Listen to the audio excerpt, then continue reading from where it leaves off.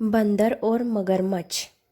एक जंगल था। उस जंगल में बहुत सुंदर और बड़ा तालाब था। उस तालाब में एक मगरमच्छ रहता था। तालाब के चारों ओर बहुत सारे फलों के पेड़ लगे हुए थे। उनमें से एक पेड़ पर बंदर रहता था। एक दिन बंदर की उस मगरमच्छ से मुलाकात हुई। फिर दोनों काफ़ी अच्छे दोस्त बन गए।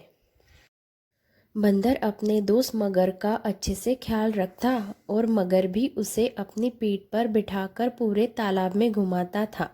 और बंदर पेट से मीठे और स्वादिष्ट फल खाता था और साथ ही अपने दोस्त मगर को भी देता था। फिर कई दिन बीत जाने के बाद उन दोनों की दोस्ती गहरी होती गई। बंदर जो फल मगरमच्छ को देता था, मगरमच्छ उनमें से कुछ फल अपनी पत्नी को भी खिलाता था। दोनों फलों को बड़े ही चाव से खाते थे। बहुत दिनों के बाद एक बार मगर की पत्नी ने कहा कि बंदर तो हमेशा ही स्वादिष्ट फल खाता रहता है।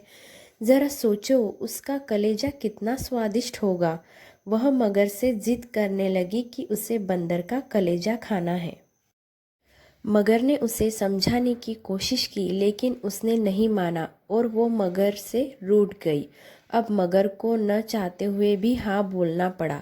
उसने कहा कि वो दूसरे दिन बंदर को अपनी गुफा में लेकर आ जाएगा, तब उसका कलेजा निकाल कर खा लेना। इसके बाद मगर की पत्नी मान गई। हर दिन की तरह स्वादिष्ट फलों के साथ बंदर मगर का इंतजार करने लगा। कुछ ही देर में मगर भी आ गया और दोनों ने मिलकर फल खाए। मगरमच्छ बोला कि दोस्त, आज तुम्हारी भाभी तुमसे मिलना चाहती है। चलो, तालाब की दूसरी ओर मेरा घर है, आज वहाँ चलते हैं। बंदर झट से मान गया और उछलकर मगर की पीठ पर बैठ गया। मगर उसे लेकर अपनी गुफा की ओर बढ़ने लगा। जैसे ही दोनों तालाब के बीच पहुंचे, मगर ने कहा कि मित्र, आज तुम्हारी भाभी की इच्छा है कि वो तुम्हारा कलेजा खाए। ऐसा कहकर उसने पूरी बात बताई। बात सुनकर बंदर कुछ सोचने लगा और बोला, मित्र, तुमने मुझे यह पहले क्यों नहीं बताया? मगर ने पूछा, क्यों मित्र, क्या हो गया? बंदर बोला कि मैं अपना कलेजा तो पेड़ पर ही आया हूँ। तुम मुझे वापस ले चलो तो मैं अपना कलेजा साथ में ले आऊँगा।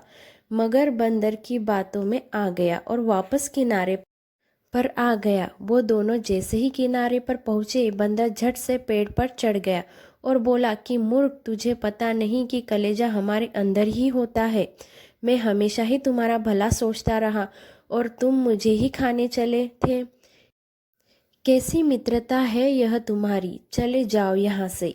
मगर अपनी करनी पर बहुत शर्मिंदा हुआ और उसने बंदर से माफ़ी मांगी, लेकिन अब बंदर उसकी बातों में नहीं आने वाला था। कहानी से सीख। इस कहानी से हमें यह सीख मिलती है कि संकट के समय में हमें घबराना नहीं चाहिए। मुसीबत के समय अपनी बुद्धि का उपयोग कर उसे दूर करने का उपाय सोचना चाहिए।